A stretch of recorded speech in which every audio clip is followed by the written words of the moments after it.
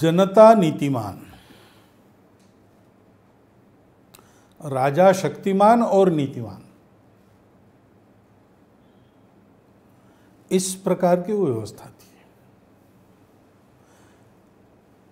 जनता के सामने राजा नम्र था और राजा की आज्ञा में जनता थी।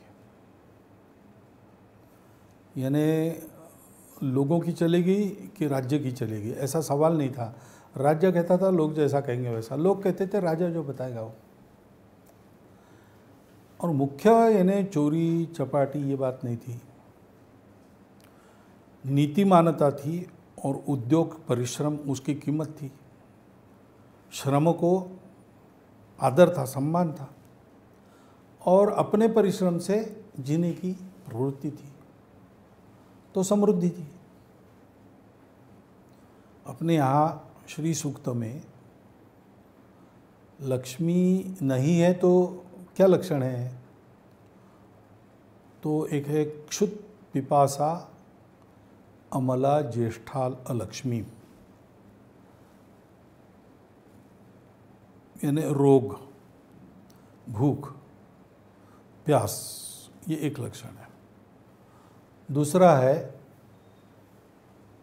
क्रोध, मात्सर्य, लोभ, अशुचि,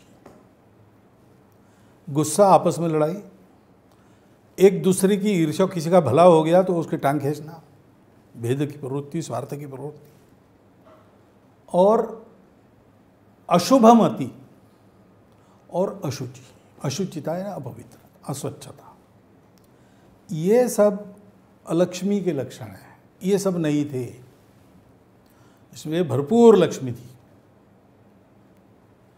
और धन का व्यय धर्म के लिए होता था, भोग के लिए नहीं। जितने भोग आवश्यक है उतने सब दिए जाते थे, जहाँ जहाँ आवश्यक है वहाँ। थोड़ा बहुत जीवन रंग बिरंगा हो इसलिए साज सज्जा भी रहती थी उस पर, कन्वीनियंसेस भी रहते थे, नेसेसिटीज़ भी पूरी थी, लग्जरीज लोग टालते थे, लोगों का स्वभाव नहीं था, उपलब्ध रहती थी। इस प्रकार का जनजीवन अनुशासित, संयमित, अपने हित को समझने वाला, जागरूक, संगठित, और राजा धर्म की रक्षा करने वाला, स्वयं धर्म से चलने वाला, नियमों का पूर्ण पालन करने वाला, सत्ता को ट्रस्टीशिप मानकर उसका उपयोग जनहित के लिए करने वाला।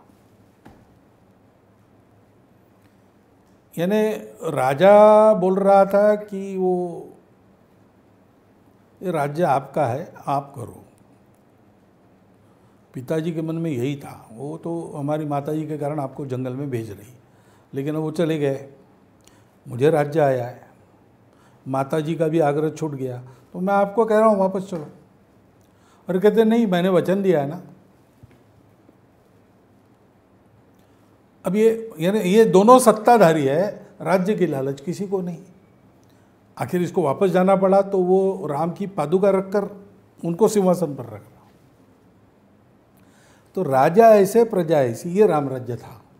अब व्यवस्थाएं आज बदल गई है, लेकिन लोगों की नियत नीति, लोगों की भौतिक अवस्था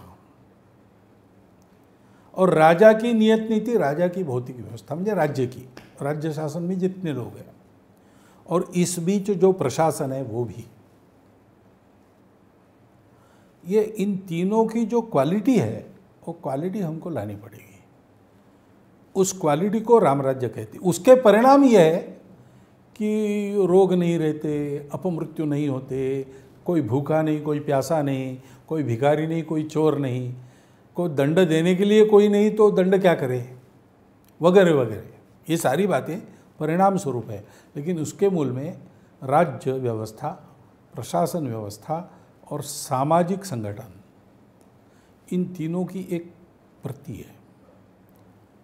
तो राम के अवतार लेने से ये नहीं हुआ है। राम का अवतार तो बाधा हटाने के लिए था।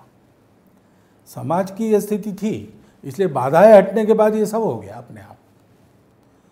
तो समाज की स्थिति बननी पड़ेगी आज, पहले, क्योंकि आज राजा भी और प्रशासन भी समाज से जाता है, वहाँ से शुरू करना पड़ेगा, तो ये राम राज्य आएगा।